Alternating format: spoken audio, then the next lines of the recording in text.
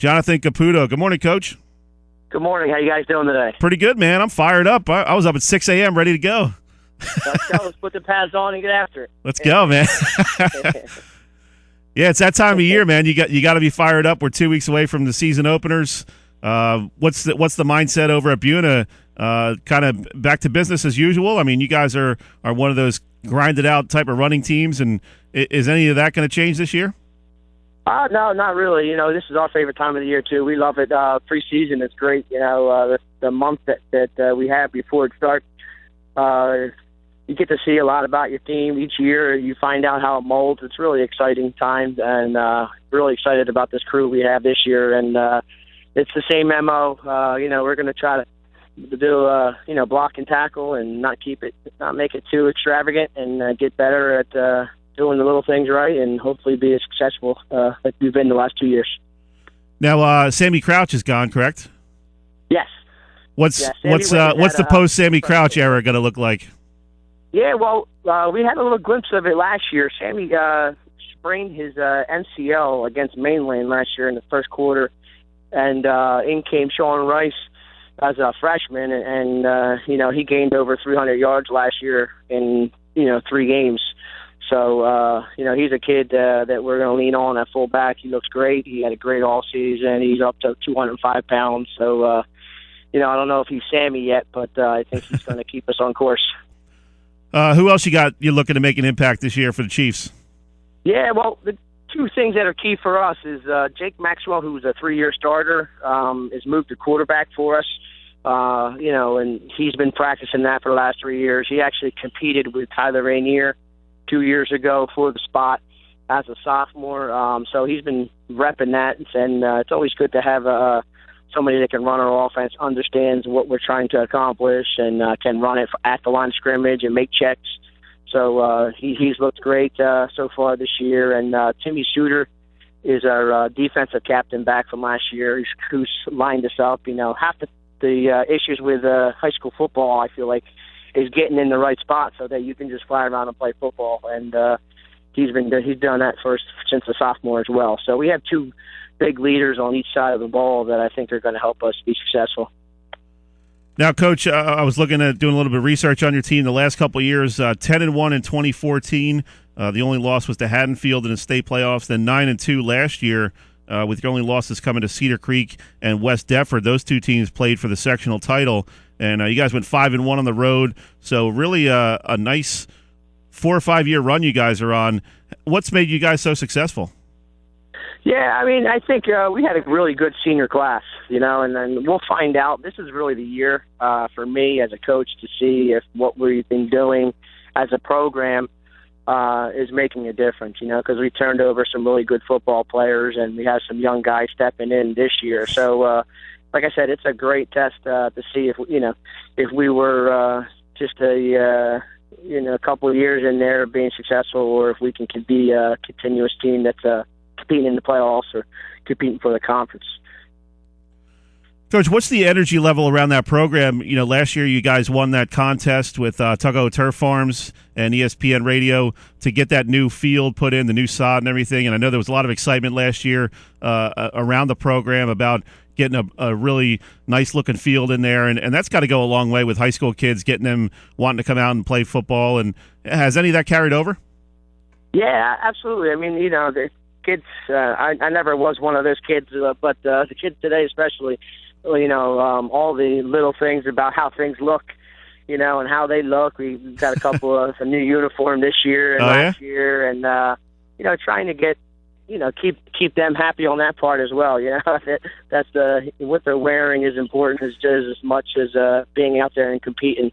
They like to look good, so if they look good, then they play good. So whatever it takes, we'll find a way to be successful. It's crazy, isn't it? I mean, the kids that are 16, 17 years old now, they're so into the uniforms and the look and the helmets and the decals, and it's kind of interesting to see. I'm 44, so back when I was in high school, we didn't really think about it too much.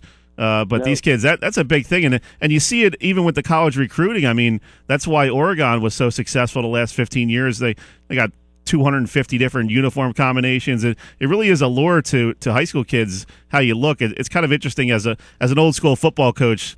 What do you think about the new trend of, hey, we got to get new uniforms every couple years, and there's obviously a lot of expense involved with that, and trying to keep up with the budgets and everything. Yeah, I mean, I'm like you, I'm the same way.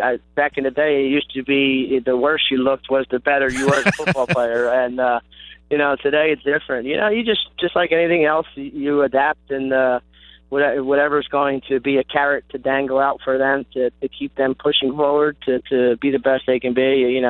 We'll find a way to make it work. Talking with Coach Jonathan Caputo from Buena Regional High School Football. Coach, I wanted to dive into something real quick and get your thoughts on it. I know I was out at Cedar Creek yesterday morning for a little bit of training camp stuff, and they have a lot of new helmets with the I'm not exactly sure what they're called, but they have the sort of the hexagon in the front there with the concussion, and it'll send signals to a computer about the impact and what's going on with the head. How cool is that? And have you guys started to try to get any of those new helmets? Yeah, I mean, we've once I took the job here, actually 6 years ago, when went to a new helmet. It's hard to really. That's the toughest thing about the whole concussion thing, to really know exactly what the best thing is. And you get these people they're out there selling stuff, and you want to do your research and make sure that you have the best product. Like you said, I feel like we got a responsibility when we have these kids on our teams to make sure that they come out safely. We want to win football games and have success, but the last thing we want to do is send a kid home with any kind of any injury that's going to be lasting, or especially for head injuries. So, we've done our research stuff. We haven't gone to the hexagon thing yet. We've done research with it. That's a very costly adventure as well, but we'll do whatever we can to, like you said, to safely equip these guys and make sure that they can play without fear and put their parents at ease to know that their kids are protected. Yeah, I know. I definitely must be pretty costly, because I know Cedar Creek was saying, Tim Watson was saying, hey, we're going to try to get 7, 8, 10 new helmets every year. It's got to be a pretty costly venture to try to get that new equipment. Exactly. Yeah. I guess the theory behind it is the crown of the helmet will give a little bit on impact, and that there's also there's a computer chip in there that will give some kind of readings as to the level of impact. Yeah, I mean, it makes sense. And, the science with the, especially if NFL's getting behind trying to change it, then, everything else follows. But they're all great ideas. And, and when we initially bought the helmets, we went into a certain style helmet that had these different cushions that the air let out slower than it would if it was so that it would kind of absorb the impact and try to help the kids. And, then that's the tough thing, though. The only trouble would be if you buy 7 or 8, what kids get those helmets and what kids don't. And then, right. So that's the hard thing. Maybe you would get them and then piece it in, and then eventually when you have enough to suit everybody up, then to do it. But, like I said, it's not an easy thing, but we try to do the best we can to protect these kids. It was funny. I was talking to one of the players, Jesse Nikolov, and I said, how's it feel, the new helmet? And he's like, oh, it's so comfortable. I could sleep in this thing. Yeah. Oh, that's good. Good mindset. There you go. Coach, talk about the new West Jersey Football League a little bit real quick. You guys are dropping down to South Jersey Group 1 for state playoff consideration, but you're in a little bit of a different division now. You got Holy Spirit, Pleasantville Lower, and Middle. What's your mindset going into this year in the new West Jersey Football League?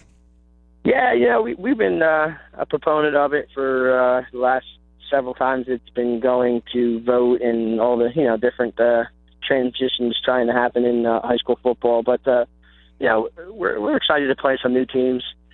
There's still a lot of teams in the Cape that will be on the schedule, even our crossovers.